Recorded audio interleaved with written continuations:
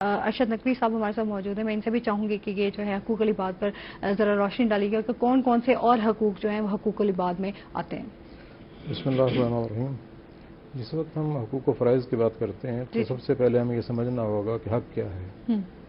حق ایک ایسا پیمان ہے جو دو مختلف طاقتوں کے درمیان ہوتا ہے.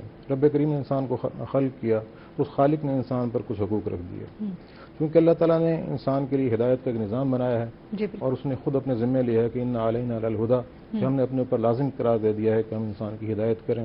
بس اس ہدایت کے تحت انسان کچھ قراردادی معاہدوں میں بندھا ہوا ہے. وہ جو ایک معاہدہ ہوتا ہے, ایگریمنٹ ہوتا ہے, اسے ہم حق قرار دیتے ہیں. مثلا جیسے حق شفا ہے, یہ بھی ایک قرارداد ہے. یہ قبلہ محترم نے والدین کے حوالے سے بات کی. اولاد اور والدین ان کے درمیان ایک بنیادی رشتہ ہے زوجین کا, میاں بیوی کا, وہ بھی ایک ایگریمنٹ ہے. اس ایگریمنٹ کے تحت جو انہیں حقوق ملیں گے انہی کی پاسداری ہوگی. یہ تمام چیزیں آتی ہیں. حق سے مراد کسی شے کا واضح ہونا. مثلا خدا بند قدوس اپنے بارے میں کہتا ہے کہ انہ الحق, تو خدا حق ہے, تو انتہائی واضح ہے, اسے کسی دلیل کی ضرورت نہیں ہے.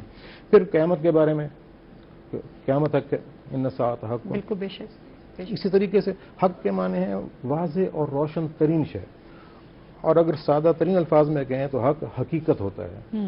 حق میں دیومالیت نہیں ہوتی, حق میں کوئی قصے کہانیاں نہیں ہوتی, حق بالکل حقیقت ہوتا ہے. اسی لیے حق کو نور بھی کہا گیا ہے. اب مثلا یہاں اسٹوڈیو میں یہ لائٹیں چل رہی ہیں, تمام افراد بیٹھے ہیں, ہر شے روشن نظر آ رہی ہے. ایک لمحے کے لیے لائٹ چلی جائے اندھیرا ہو جائے گا, کسی کو نہیں معلوم کہ کون کہاں بیٹھا ہے, مجھے کدھر جانا ہے.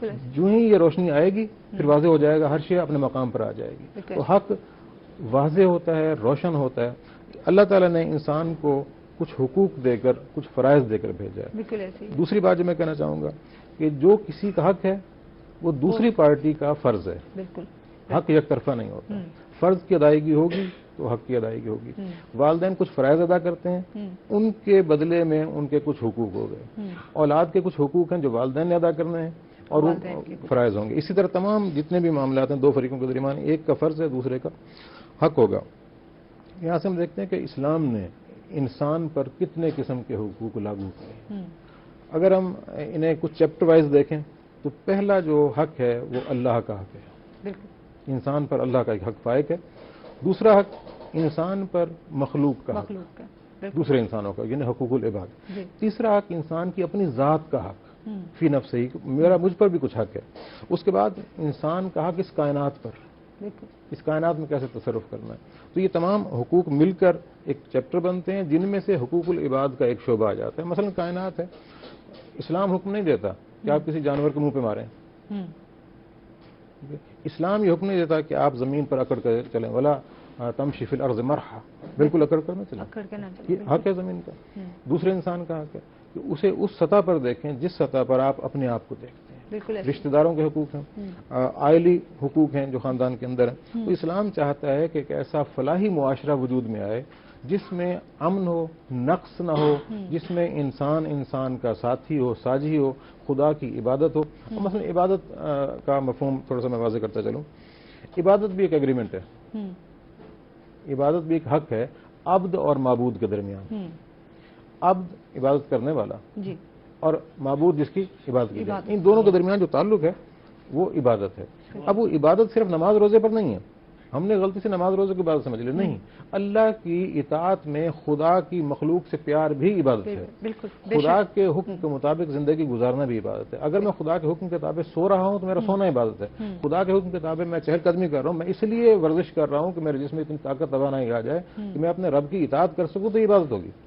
عبادت کو یہ باقی دیگر چیزوں کو محدود نہیں کرنا چاہیے. حقوق العباد, اس میں دو باتیں ہیں. ایک تو حق کی میں نے پہلے وضاحت کی, عباد عبد کا مجموعہ. جتنے ہم ہیں, جتنے بھی انسان ہیں, سب خدا کے عبد ہیں, خدا کے بندے ہیں. عبد ہونا شرط ہے بنیادی. عبد کسے کہتے ہیں؟ آپ نے لوہار کو دیکھا ہوگا. لوہار بھٹی میں لوہا گرم کرتے ہیں, وہ خوب سے آگ دیتا ہے. جب وہ لوہا سرخ ہو جاتا ہے اور اس سرخ لوہے کو اٹھا کے لوہار چاہے تو اسے چھری بنا لے, چاہے اسے زنجیر بنا لے, چاہے کوئی چیز بنا لے. یعنی کہ وہ لوہا جو ہے لوہار کے ہاتھوں میں بے بس ہوتا ہے کہ جیسے لوہار چاہتا ہے لوہا ویسے بنتا جاتا ہے. اس حالت کو کہتے ہیں عبد الحدید, کہ لوہا عبد بن گیا. ہم عبد خدا ہیں. خدا کے سامنے ہمیں ایسے رہنا ہے کہ جیسے خدا کہتا جائے ویسے ہم کرتے جائیں. ہماری یہ زندگی خدا کی عبدیت میں آ جائے گی. ہمارے ہاں سب سے بڑا جو المیہ ہے وہ یہ کہ ہم عبد سے عبادت گزار مراد لیتے ہیں، عابد بنتے ہیں، عبد نہیں بنتے۔ معاشرے میں امن آئے گا، سکون آئے گا، آشتی آئے گی جب انسان عبد بنے گا۔ بالکل عبد بننے کے ساتھ ہی انسان اپنے وہ تمام فرائض بھی ادا کرنا شروع کر دے گا جو خدا نے اس پر لاگو کیے ہیں۔ قرآن مجید نے بہت سی جہتوں پر اس میں بات کی ہے۔ سب سے پہلا دائرہ بنتا ہے انسان کا۔ انسان سے ہم دیکھتے ہیں انسانیت، انسان ایک وجود ہے، انسانیت اس سے سرزد ہونے والا کردار ہے کہ جو وہ کردار اس معاشرے کو دے رہا ہے وہ کردار ہے۔ اچھا، اسلام نے بہت خوبصورت بات کی۔ پیغمبر صلی اللہ علیہ وسلم فرماتے ہیں کہ خیر الناس من ینفع الناس، سب سے بہترین انسان وہ ہے جو دوسرے انسانوں کو فائدہ پہنچائے۔ مسلمان نہیں کہا، مومن نہیں کہا، صاحب تقویٰ نہیں کہا۔ کوئی شرط نہیں ہے اسلام کی، کوئی شرط نہیں ہے تقویٰ کی، کوئی شرط نہیں ہے عبادت گزاری کی۔ جو بھی انسان ہے جسے خدا نے انسان کے طور پر خلق کیا ہے، اس انسان کے لیے کہا کہ جو فائدہ مند ہے وہ خیر الناس ہے۔ اور اس حدیث کا دوسرا جملہ اکثر ہمارے یہاں بیان نہیں کیا جاتا کہ ارذل الناس من احان الناس، سب سے بدترین انسان وہ ہے جو دوسرے انسان کی اہانت کرے۔ اسے دو چیزیں پتہ چلی کہ آپ بے شک عزت نہ کریں لیکن آپ کو کسی کی اہانت کرنے کا حق حاصل نہیں ہے۔ یہ اسلام کا طور امتیاز ہے۔ اور آج ہم دیکھتے ہیں کہ یہ معاشرہ سارے کا سارا جس خلفشار کی طرف جا رہا ہے، جو معاشرے میں بدامنی ہے، وہ اسی بنا پر ہے کہ ہم نے اسلام کو اس انداز سے فالو نہیں کیا جس انداز سے اسلام نے ہمیں تعلیمات دی۔ اب حقوق کی جب بات آتی ہے تو میں حقوق حاصل کرنا جانتا ہوں، حقوق ادا کرنا نہیں دیتا۔ بالکل ایسے ہی ہے۔ جب میں حقوق ہاں جی، مزید اس پر بات چیت کریں گے۔ ہمارے ساتھ جو ہے شیف بھی موجود ہیں۔ السلام علیکم عمران، کیسے ہیں آپ؟ کیسے ہیں آپ؟ ٹھیک ٹھاک ہیں؟ جی شکر اللہ کا، آپ سنائیں؟ ٹھیک ہے، اللہ کا کرم۔ اچھا، آج آپ ہمارے ناظرین کو جو ہے وہ کیا بنانا سکھا رہے ہیں؟